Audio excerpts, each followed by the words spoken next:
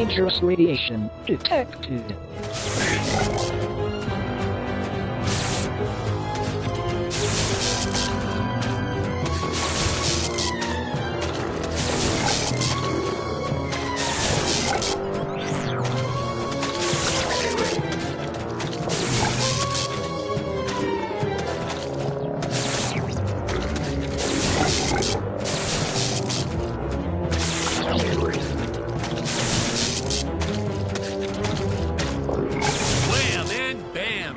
Here's some real action. Nothing like an adrenaline boost to get our hero to really start wailing on those monsters. We were unsure how to represent a surge of adrenaline at first, but I think we nailed it. Yep, definitely nailed it.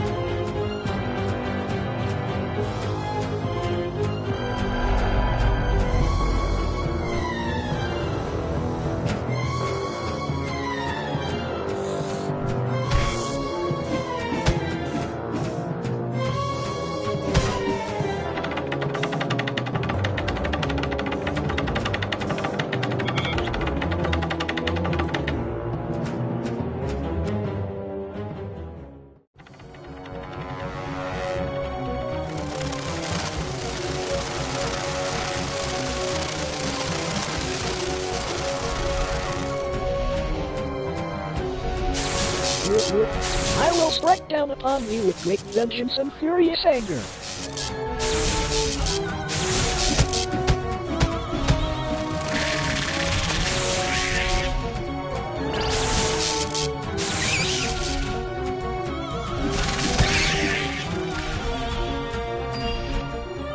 Oh, Robot, you're all right!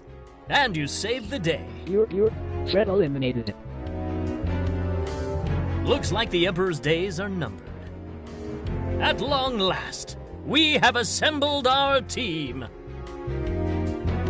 A lot of reviewers and fans, too, always wondered why we shot so few scenes with all three heroes in it together. I mean, we did our best to explain it. Something about the sleep chambers or staying back to protect the ape village. Really, it was just logistics. Jonathan had bowling league on Tuesdays and Thursdays, and Stacy had her karate Monday, Wednesday, and Friday. Honestly, we almost never had all of them on the set at the same time. Our robot actor was in some religion that only allowed him to work on Sundays. I'm still a little skeptical about that one, though. Sir, it's just a guy in a suit. Couldn't you have gotten just about anyone to stand in as the robot? See? That's why you'd make a horrible director, Patrick. His touches were subtle, to say the least. But he really brought a lot of character to the robot role. If he was so indispensable, how come you didn't list the actor in the credits? Oversight. But I've learned my lesson. I only made the mistake 6 more times throughout my career.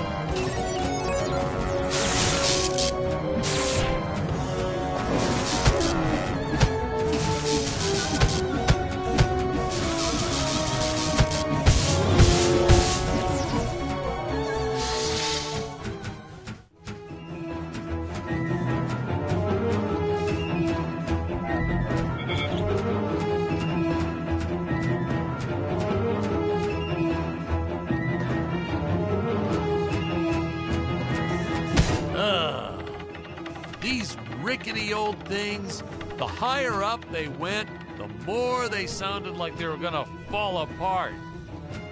I'm amazed that no one ever got hurt, or worse, riding these things. Well, there was the actor we originally cast for Dick's role, but we don't talk about him.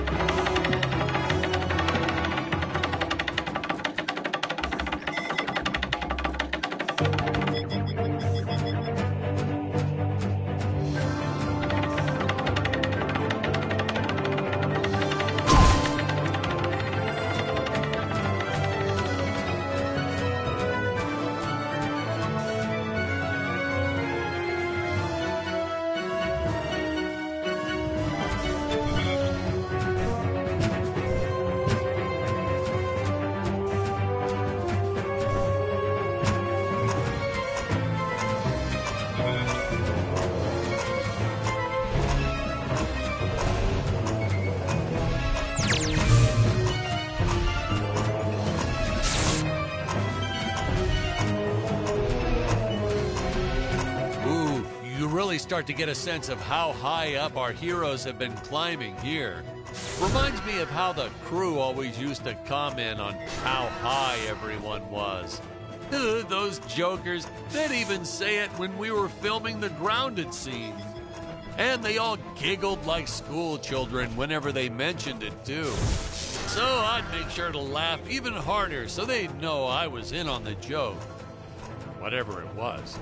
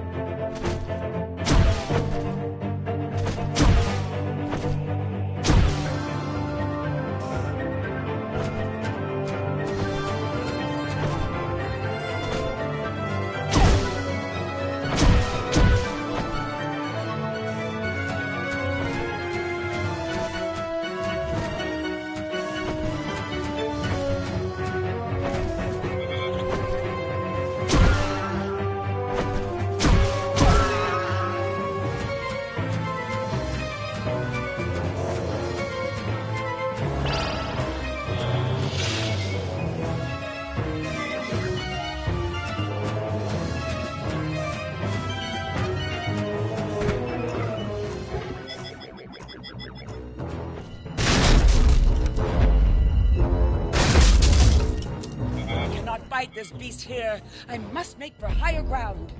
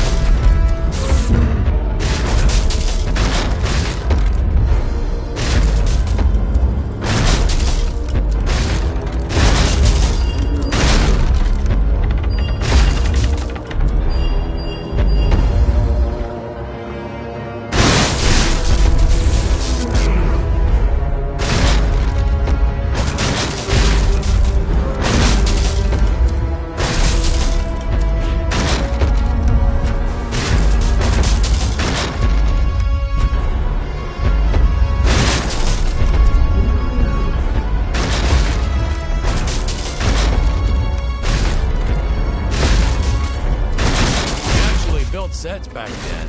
Props, walls, you name it. Then, you moved bits and pieces around and created whole new scenes. We were efficient. I adopted that technique to my wardrobe too. If you mixed and matched sufficiently, You could get by for years on only a handful of shirts and underwear.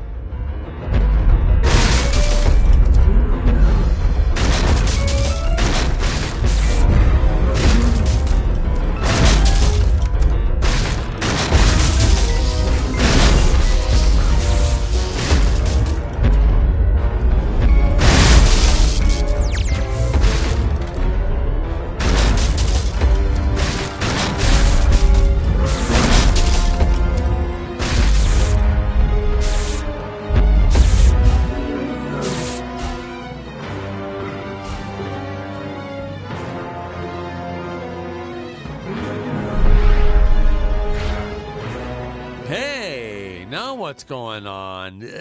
This isn't the right cut. Sorry, sir. These must be unused scenes for the DVD extras. I don't know how I mixed them up. We'll go back and record that part again, using the right scenes, I suppose.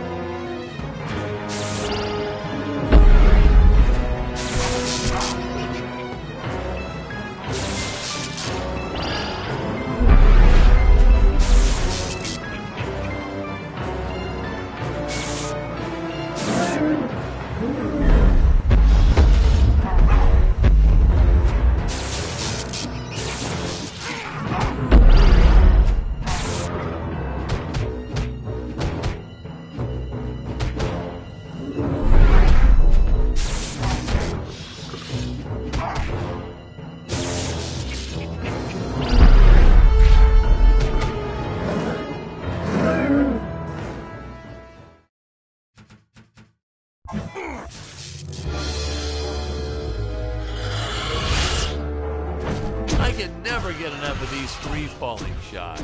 Something so invigorating and freeing about them. Like sticking your head out of the sunroof while driving on the freeway.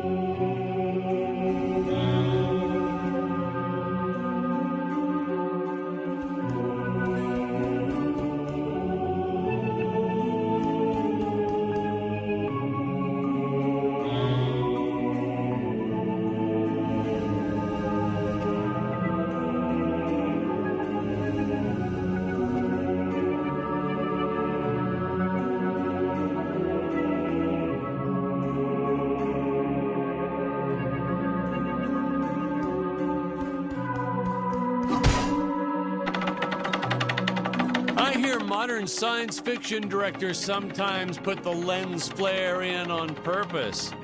Why on earth? What's the next trend? Dead fly on the lens? Jeez.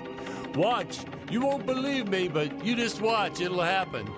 Some big shot will do it for one scene, and the following year, everyone will be doing it.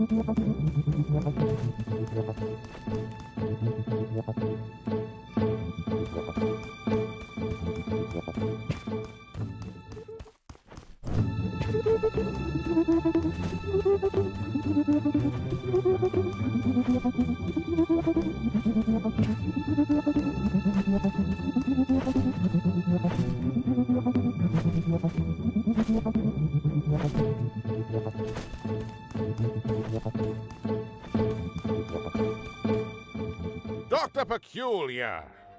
Yes, Your Eminence? Release the Mechameleon!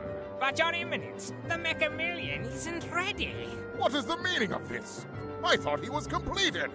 Genius is never completed, Your Eminence. I was just preparing to install a chainsaw on his tail. Enough! Your tinkering costs me precious gold and time. You do not have that luxury, Dr. Peculiar. Yes, Your Eminence. Releasing the Mechameleon at once. Ah, Ludwig. Yeah, good old Ludwig. We cast an actual doctor to play Dr. Peculiar. Never again. Oh my God, he was a cranky old coot. May he, rest in peace. The costumes, the script, the creature effects, you name it, he wouldn't stop criticizing everything. Well, in his defense, I think he did have some early signs of dementia or something. He was always getting lost on set, forgetting his lines, making up new ones. Yeah, it was cute. Midway through a scene, he'd just yell, "Where are my pills?" It was like a catchphrase. We almost left a few of them in.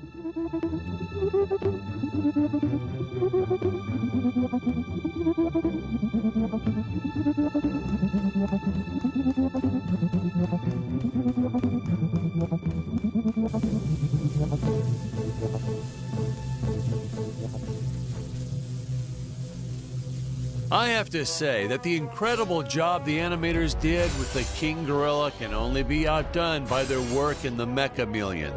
I'll leave further comments for later in the film, but this was truly an epic creation.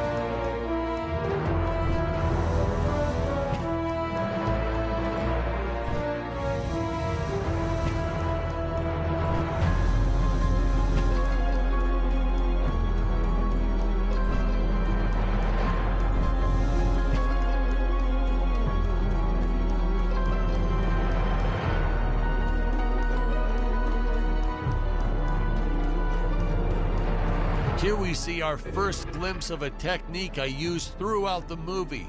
Want to make a big scary monster look even more menacing? Put it in a dome. Monster doesn't look scary enough already? Put it in a dome. Want the audience to know when a monster really means business? Put it in a dome.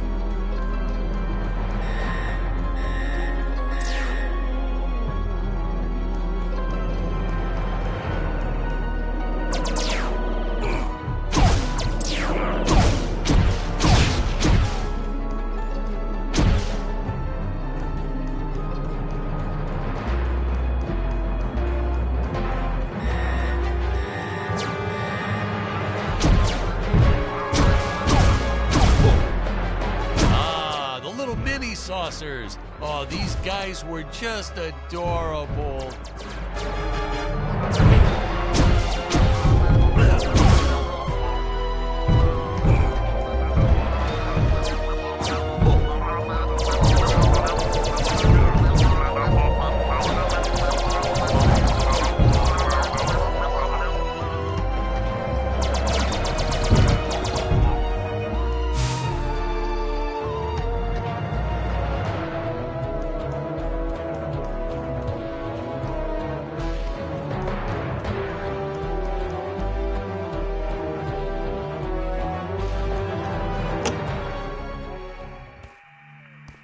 I was a huge fan of the old classic movie, The Flea from 1958. So I created this monster as sort of an homage, in respect to that film. I have the darndest time with that word, homage.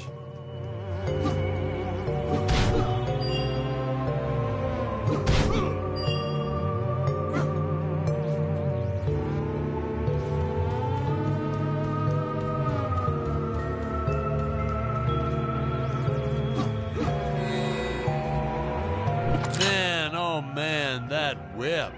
We probably should have invested in some training courses so the actors knew how to properly handle it, but instead we just let them flail it around wildly. You know that saying, it's all fun and games until someone loses an eye? That's true. And that's the story of why the Emperor wears that metal monocle. Greg was a real trooper about it, though. Didn't even seem fazed that he'd have to wear an eye patch for the rest of his life. I think he went on to do some pirate-themed promotions at his used car lot once we wrapped up production.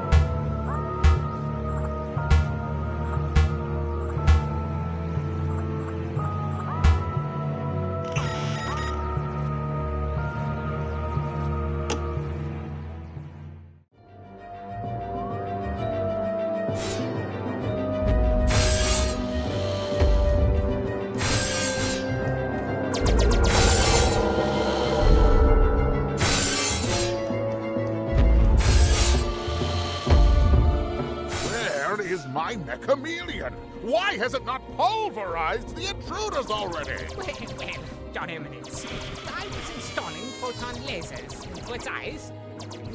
I haven't finished. So, the mech-chameleon might be somewhat, well, blind. My indomitable guardian is blind? I do not tolerate failure, Doctor. Getting these two to do their scenes together was enough to make your head spin. They weren't, strictly speaking, actors. Well, not in your usual sense. Ludwig here, or Dr. Peculiar, actually was a doctor. I think I told you that before. Greg, our emperor, well, that's a whole different can of beans.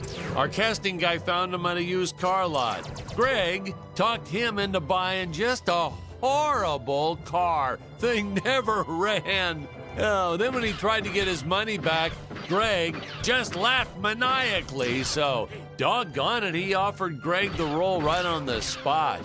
He said, "Dan, this guy is perfect."